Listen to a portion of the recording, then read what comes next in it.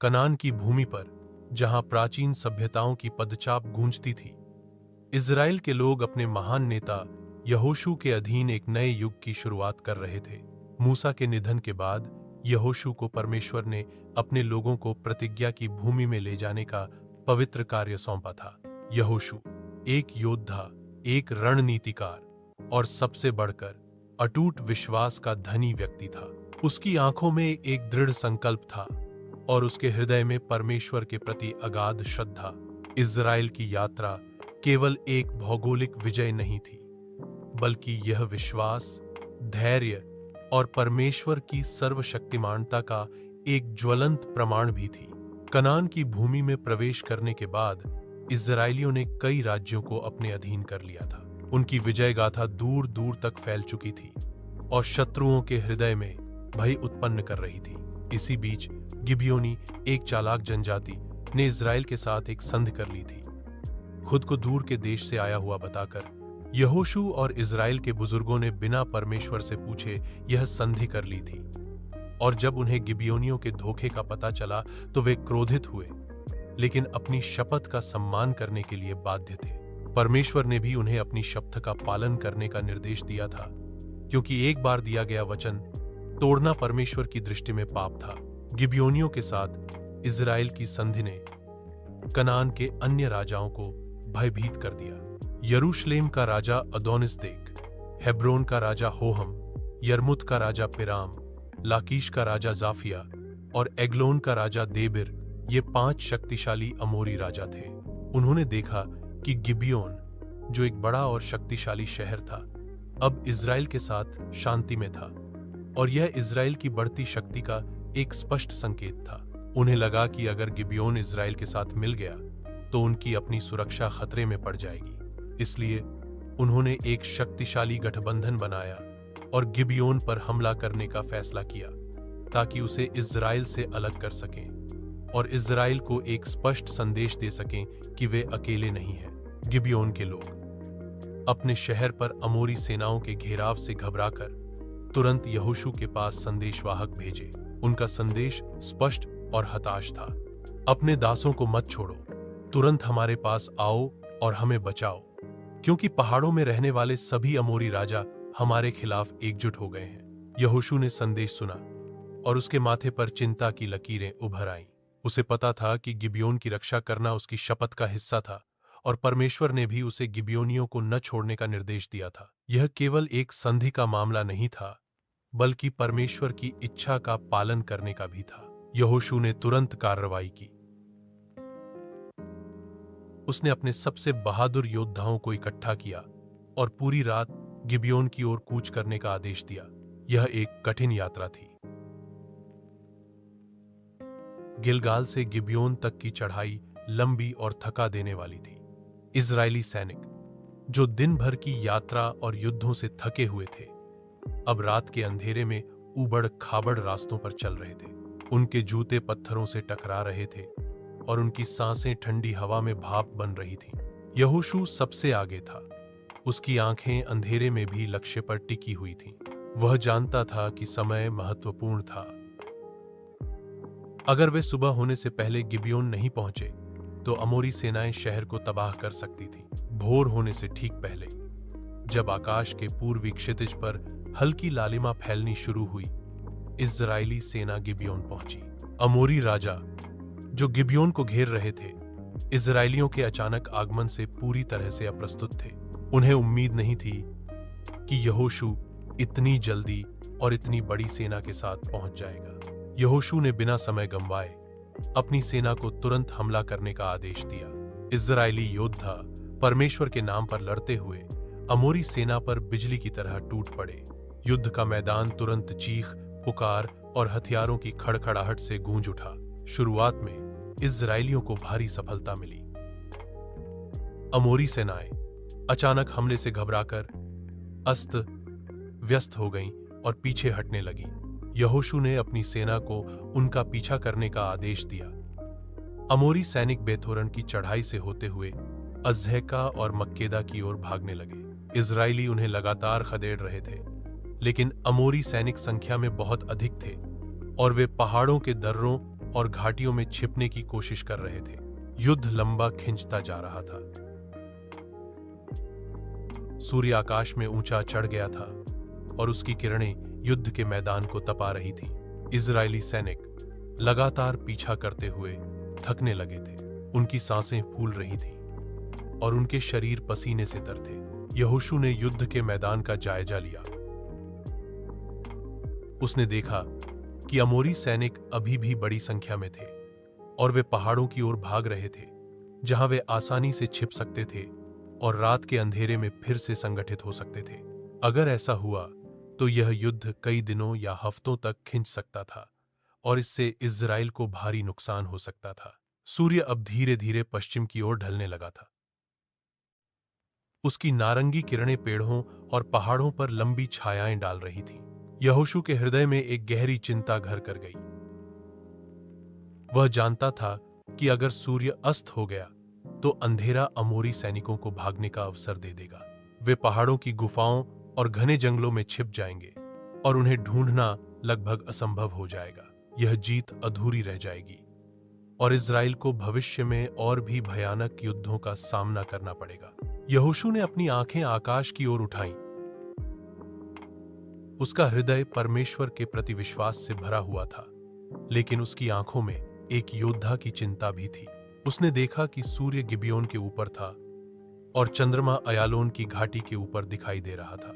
यह एक ऐसा क्षण था जहां मानवीय शक्ति और रणनीति की सीमाएं स्पष्ट थीं। केवल एक चमत्कार ही इस स्थिति को बदल सकता था। उसने परमेश्वर की शक्ति पर पूरा भरोसा किया। उसे याद आया कि परमेश्वर ने कैसे लाल सागर को 2 भागों में बांट दिया था, कैसे मन्ना स्वर्ग से गिराया था और कैसे यर्दन नदी को रोक दिया था। परमेश्वर के लिए कुछ भी असंभव नहीं था। यहोशू ने अपने लोगों और अमोरी सेना के सामने परमेश्वर यहोवा से प्रार्थना की। उसकी आवाज दृढ़ और स्पष्ट थी, जैसे वह किसी राजा को नहीं बल्कि स्वयं ब्रह्मांड के निर्माता को संबोधित कर रहा हो। उसने कहा, हे सूर्य गिबियोन पर ठहर जा और हे चंद्रमा अयालोन की घाटी पर। यह एक साधारण प्रार्थना नहीं थी, बल्कि यह विश्वास और अधिकार का एक शक्तिशाली आदेश था। यहोशू ने यह आदेश इसलिए दिया क्योंकि उसे परमेश्वर पर पूरा भरोसा था कि वह उसकी प्रार्थना सुनेगा और असंभव को संभव करेगा। यह उसकी युद्ध नीति का एक अभिन्न अंग था, परमेश्वर की शक्ति को अपनी रणनीति में शामिल करना। जैसे ही यहोशू ने ये शब्द कहे, एक अद्भुत घटना घटी। आकाश में सूर्य और चंद्रमा दोनों ही अपनी जगह पर स्थिर हो गए। समय थम सा गया था। सूर्य अपनी उच्चतम स्थिति में जम गया और चंद्रमा भी अयालोन की घाटी पर अचल हो गया। यह एक ऐसा दृश्य था जिसे पहले कभी किसी ने नहीं देखा था। प्रकाश की किरणें अब भी उतनी ही तीव्र थीं जैसे दोपहर के समय होती हैं, लेकिन वे आगे नहीं बढ़ रही थीं। अमोरी सैनिक, जो पहले से ही घबराए हुए थे, इस असाधारण घटना को देखकर और भी भयभीत हो गए। उन्हें लगा कि यह कोई दैवीय प्रकोप है या शायद दुनिया का अंत। उनकी हिम्मत टूट गई और वे पूरी तरह से अस्त व्यस्त हो गए। परमेश्वर ने केवल सूर्य को ही नहीं रोका, बल्कि उसने अमोरी सेना पर बड़े बड़े ओले भी बरसाए। ये ओले इतने बड़े और शक्तिशाली थे कि वे अमोरी सैनिकों को मार गिरा रहे थे। बैत होरन की ढलान से अज़ेका तक ओले लगातार गिर रहे थे और इजरायली तलवारों से मरने वालों से कहीं अधिक लोग इन ओलों से मारे गए। यह एक स्पष्ट संकेत था कि परमेश्वर स्वयं इजराइल के लिए लड़ रहा था। अमोरी सैनिक, जो पहले ही सूर्य के रुकने से भ्रमित थे, अब इन घातक ओलों से पूरी तरह से बिखर गए। वे भागने लगे, लेकिन उन्हें कोई सुरक्षित स्थान नहीं मिल रहा था। यहोशू ने अपने सैनिकों को देखा। उनकी आंखों में पहले आश्चर्य था, फिर अगाध विश्वास और नई ऊर्जा। उन्हें समझ आ गया था कि परमेश्वर उनके साथ है और वह उनके लिए लड़ रहा है। यहोशू ने अपनी सेना को फिर से संगठित किया और उन्हें अमोरी सेना का पीछा करने का आदेश दिया। इजरायली सैनिक परमेश्वर की शक्ति से प्रेरित होकर अब दोगुनी ऊर्जा के साथ लड़ रहे थे। वे अमोरी सैनिकों का लगातार पीछा कर रहे थे उन्हें पहाड़ों की गुफाओं और घाटियों में छिपने का कोई मौका नहीं दे रहे थे। सूर्य और चंद्रमा लगभग एक पूरे दिन तक आकाश में स्थिर रहे। यह एक ऐसा दिन था जो इतिहास में कभी नहीं हुआ था, न इससे पहले न इसके बाद। परमेश्वर ने यहोशू की आवाज सुनी थी और उसने अपने लोगों के लिए एक असाधारण चमत्कार किया था। इस अतिरिक्त समय ने इजरायलियों को अमोरी सेना को पूरी तरह से नष्ट करने का अवसर दिया। उन्होंने अमोरी सैनिकों का बैत होरन से लेकर अज्जैका और मक्केदा तक पीछा किया और उन्हें पूरी तरह से हरा दिया। अमोरी सेना का कोई भी सैनिक बचकर नहीं निकल पाया। यहोशू और उसकी सेना ने 5 अमोरी राजाओं का पीछा किया जो मक्केदा की एक गुफा में छिप गए थे। जब यहोशू को उनके ठिकाने का पता चला तो उसने अपने सैनिकों को गुफा के मुहाने पर बड़े बड़े पत्थर लुढ़काकर उसे बंद करने का आदेश दिया और कुछ सैनिकों को वहां पहरा देने के लिए छोड़ दिया। फिर उसने अपनी बाकी सेना को अमोरी सैनिकों का अंतिम रूप से पीछा करने और उन्हें पूरी तरह से नष्ट करने का आदेश दिया। उसने कहा, अपने शत्रुओं को पूरी तरह से नष्ट करो और किसी को भी उनके शहरों में प्रवेश न करने दो। जब इजरायली सेना ने अमोरी सेना को पूरी तरह से नष्ट कर दिया और युद्ध समाप्त हो गया, तो यहोशू ने अपने सैनिकों को गुफा में वापस बुलाया। उसने राजाओं को बाहर निकालने का आदेश दिया। 5 राजा जो कभी शक्तिशाली शासक थे, अब भयभीत और असहाय खड़े थे। यहोशू ने अपने प्रमुख सेनापतियों को बुलाया और उनसे कहा, आओ, इन राजाओं की गर्दन पर अपने पैर रखो। यह एक प्रतीकात्मक कार्य था जो इजराइल की विजय और परमेश्वर की शक्ति को दर्शाता था। यहोशू ने उनसे कहा, डरो मत और निराश मत हो, मजबूत और साहसी बनो, क्योंकि यहोवा उन सभी शत्रुओं के साथ ऐसा ही करेगा जिनसे तुम लड़ोगे।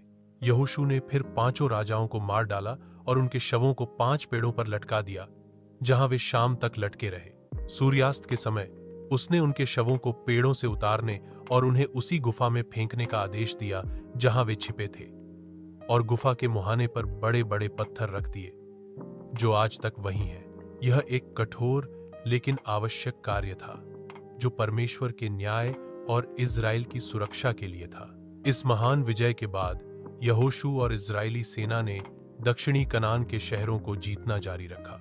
उन्होंने मक्केदा पर कब्जा कर लिया और उसके राजा और सभी निवासियों को तलवार के घाट उतार दिया। फिर वे लिब्ना गए और उसे भी जीत लिया, उसके राजा और सभी निवासियों को नष्ट कर दिया।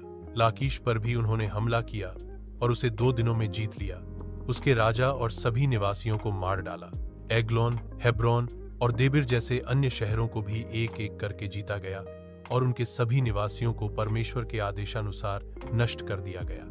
यहोशू ने पहाड़ों, नेगेव, तराई और ढलानों के पूरे क्षेत्र को जीत लिया और उन सभी राजाओं को मार डाला। यहोशू ने यह सब एक ही बार में इसलिए किया क्योंकि इजराइल के परमेश्वर यहोवा उनके लिए लड़ रहा था। यहोशू ने गिलगाल में अपने शिविर में लौटने से पहले कदेश बर्नी से गाजा तक और गोशेन के पूरे देश से गिबियोन तक सभी को हराया।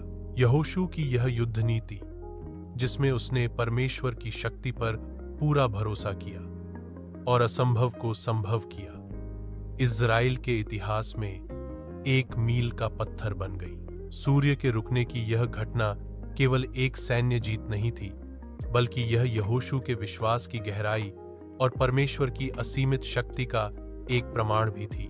यह घटना इजरायलियों के लिए एक स्थायी अनुस्मारक बन गई कि जब वे परमेश्वर पर भरोसा करते हैं और उसकी आज्ञाओं का पालन करते हैं, तो परमेश्वर स्वयं उनके लिए लड़ता है।